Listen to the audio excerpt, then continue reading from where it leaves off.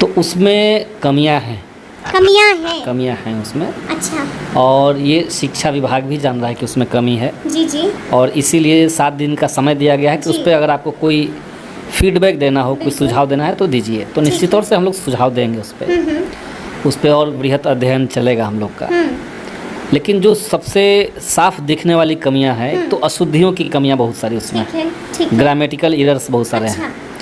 दूसरा है कि राज्यकर्मी शब्द का इस्तेमाल नहीं है। जी, विशिष्ट शिक्षक। हाँ, तो एक तो कहा जाए कि ये नहीं, ये राज्यकर्मी हैं जी। तो एक तो राज्यकर्मी शब्द का इस्तेमाल हो, एक बात ये हम चाहते हैं। ठीक है। दूसरी बात हम चाहते हैं कि विशिष्ट शिक्षक का जो एक अलग से कैटेगरी आप बना रहे हैं। हमने एकदम शुरुआत में कहा था कि स्कूलों के अंदर अगर शिक्षकों के बीच में बहुत सारी श्रेणियां आप बना देंगे तो उससे शिक्षा का नुकसान है, उससे स्कूलों के अंदर लोकतंत्र का नुकसान है। बिल्कुल जी। श्रेणीबद्धता नहीं होनी चाहिए। इसीलिए सभी शिक्षकों को विद्यालय शिक्षक के रूप में, विद्यालय अध्यापक के रूप में रखा जाए। ठीक है। और जो बीपीएससी से बहाल होंगे उनको भी और इनको भी, सबको एक तरह का शिक्षक के रूप में ट्रीट किया जाए। जी। तो विशिष्ट शिक्षक की एक अलग कैटेगरी बनाना ये उचित नहीं है। मतलब इसको हटा ही दिया जाए, ये आप मांग करेंगे? ये हम मांग करेंगे। तीसरी बात है कि जो पे इंडेक्स बनाया गया है, जी जी, उसमें प्राइमरी के लिए तो ठीक है, लेकिन जो मिडिल हैं, जो हाई स्कूल के टीचर हैं, उनका जो पे स्केल किया गया है वो घट रहा है, कम हो रहा है। जी।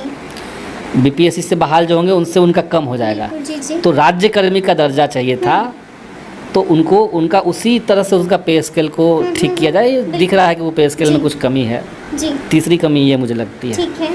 चौथी कमी है कि ये जो अनुशासनात्मक कार्रवाई करने का बात है शिक्षकों के ऊपर, बात है कि अगर राज्यकर्मी हुआ तो किस प्रक्रिया से किसी के ऊपर कार्रवाई हो सकती है।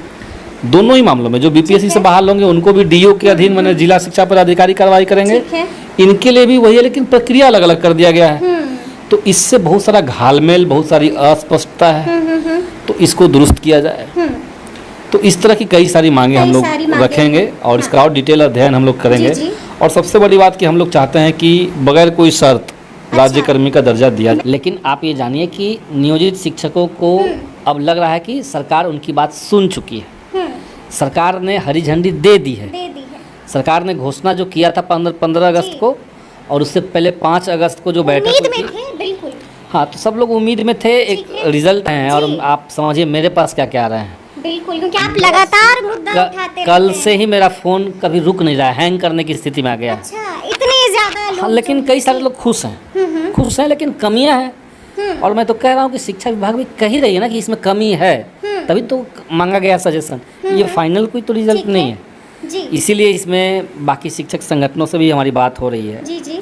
और हम लोग मिल करके एक चाहेंगे कि जो कमियां मैंने आपको बताई वो, और साथ ही साथ ये जो 3 परीक्षा आप लेंगे, एक तो आप उसको डिपार्टमेंटल एग्जामिनेशन कह नहीं रहे हैं, उसको समकक्ष परीक्षा कुछ कह रहे हैं। बिल्कुल बिल्कुल। तो वो परीक्षा फिर अलग से क्या होगा।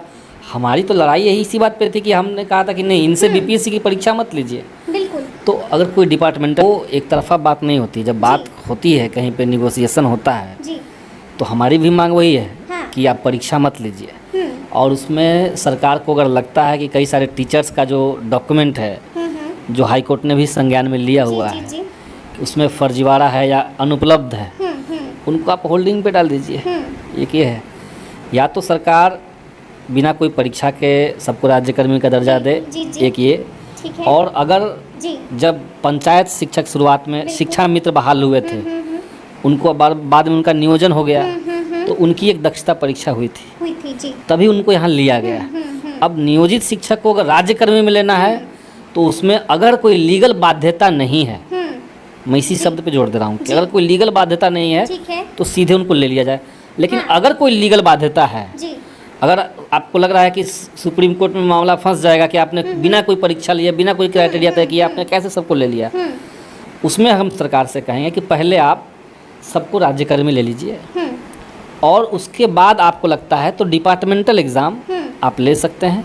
ठीक है, विभागीय। और हाँ, और जो डिपार्टमेंटल परीक्षा उत्तीर्ण नहीं करेंगे उनकी कुछ सुविधाएं आप रोक दीजिए। एक कतई गलत चीज़ है ये, इसको हम लोग स्वीकार नहीं कर रहे हैं।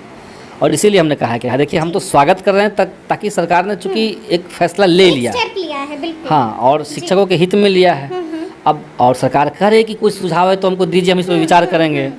तो मेरे ख्याल से कल या परसों तक हम लोग लिखित में जहाँ पे जिस मेल पे कहा गया वहाँ भी भेजेंगे और माननीय मुख्यमंत्री महोदय को भी देंगे।